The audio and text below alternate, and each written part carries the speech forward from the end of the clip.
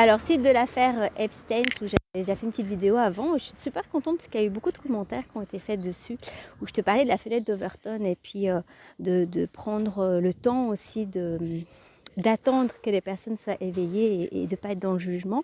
Eh bien, je voulais t'avertir par rapport à une grosse problématique qui revient à chaque fois qu'il y a des grandes crises, que ce soit Covid, que ce soit la guerre, que ça soit plein de choses, dont maintenant l'affaire Epstein, c'est qu'il y a beaucoup de mouvements religieux et sectaires qui vont en profiter, qui en profitent déjà, parce que je vois pas mal de vidéos qui ont, quand je scrolle, où des personnes expliquent tout ce qui se passe et que c'est pas bien et qu'il y a du satanisme et que la Bible avait prévenu. Et puis à la fin du message, rejoignez-nous pour pouvoir avoir plus d'adeptes.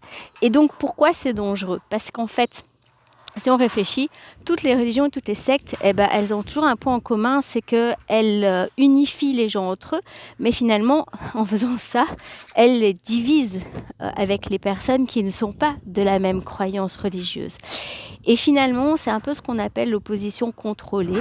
Donc l'opposition contrôlée, on peut aussi la comprendre avec ce qu'on voit avec Trump, où beaucoup de personnes ont dit oui, c'est le sauveur de l'humanité. Et c'est vrai qu'il a fait quand même des choses qui sont assez intéressantes, mais en même temps, dans la manipulation, c'est assez intéressant de pouvoir envoyer une personne qui va apporter tellement d'espoir que finalement, nous, on n'a pas besoin de nous mettre en mouvement parce qu'il y a déjà quelqu'un qui le fait. Et c'est ça le danger, en fait. Finalement, de contrôler la libération du peuple, de tous les humains sur Terre. On les contrôle en leur faisant croire qu'il y a d'autres organisations. C'est typique, par exemple, dans les antisectes. Tu vas voir que toutes les antisectes, comme moi je connais en tout cas France et Belgique, elles sont toutes financées par la franc-maçonnerie. Et d'ailleurs, toutes les personnes dans les antisectes sont francs-maçonnes. C'est vérifiable. Moi, j'ai eu des personnes qui me l'ont dit clairement que la seule personne qui n'était pas franc-maçonne, c'était la seule bénévole qui, elle, faisait le taf. Et puis les autres personnes qui étaient payées, qui faisaient rien, eux étaient francs-maçons. C'est le cas pour l'UNATFI, et beaucoup d'ex-adeptes, d'ailleurs des témoins de Jéhovah, se font avoir en allant vers ces antisectes qui vont dire des choses qui sont vraies, attention, elles vont bien définir c'est quoi une secte, elles vont apporter une certaine écoute, mais elles vont pas aller au fond du problème. Et donc, pour te dire que c'est logique que finalement quand il y a quelque chose comme ça, le manipulateur, il va mettre en place un endroit ou une association ou des mouvements pour que tu ailles là et pas que toi tu construises quelque chose de différent. Et donc, est-ce qu'on peut faire quelque chose pour sortir de tout ça ? Oui, on peut faire quelque chose, mais pour moi, c'est quelque chose qu'on peut faire de manière collective, mais avec des collectifs qui n'ont plus de biais cognitifs, de biais d'intérêt religieux ou autre chose, qui sont vraiment dans une pureté et une authenticité. Je ne parle pas d'être parfait, bien sûr, de travailler aussi sur notre ego, de travailler sur nos blessures de vie. Parce que finalement, il y a beaucoup de sectes qui se créent indépendamment aux sectes qui sont créées par les banquiers, parce qu'il faut savoir que par exemple Rothschild, c'est ça, ou Rothfire, je ne sais jamais comment ces noms, j'arrive jamais à les retenir par cœur, c'est eux qui financent la secte des témoins de Jéhovah. Il y a une vidéo qui est sur ma chaîne YouTube d'un journaliste qui l'explique, qui a eu les preuves de ça.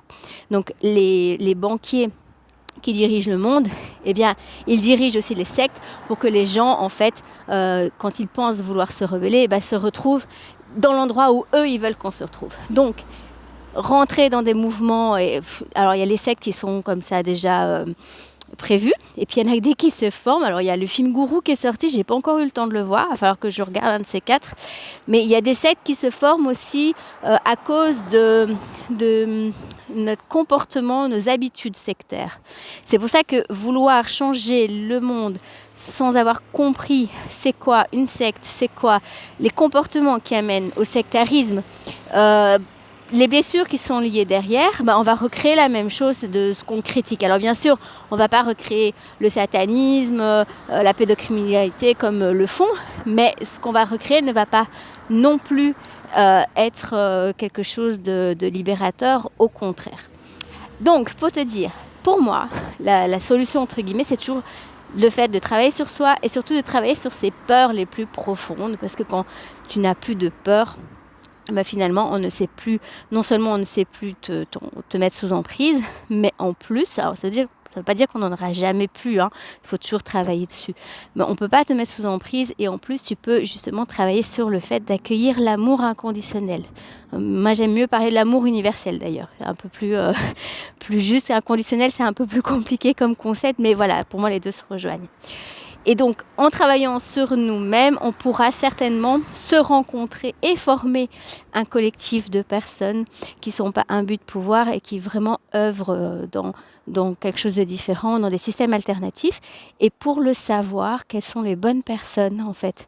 Il suffit de regarder celles qui font les choses avec leur cœur, bénévolement, gratuitement, qui n'ont pas d'intérêt derrière et qui font déjà quelque chose. Pas des gens qui sont sortis de nulle part, qui n'ont jamais rien prouvé et qui promettent la lune.